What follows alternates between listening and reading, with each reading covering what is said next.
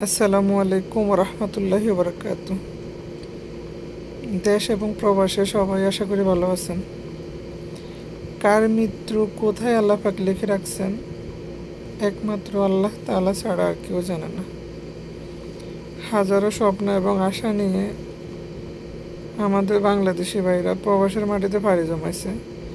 অনাকাঙ্ক্ষিত একটা ঘটনায় তাদের জীবন হারিয়ে ফেলতে হয়েছে। আল্লাহ পাক তাদেরকে জান্নাতের উচ্চ মাকাম দান করুক, সাথে সাথে পরিবারের সবাইকে ধৈর্য ধারণ করার তৌফিক দান করুক। খুব কষ্ট লাগতেছে ভাইদের জন্য। সাথে সাথে 17টা তাজা পান জুড়ে গেল।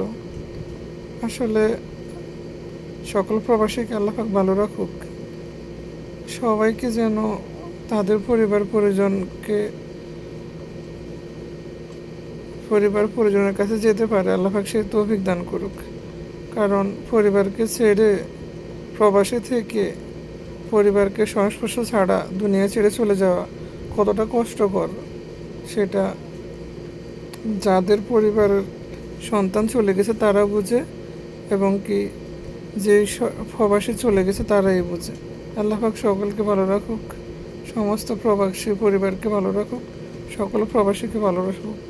সকলেই তাদের জন্য দোয়া করবেন। সকলে ভালো থাকবেন। আল্লাহ হাফেজ। আসসালামু আলাইকুম।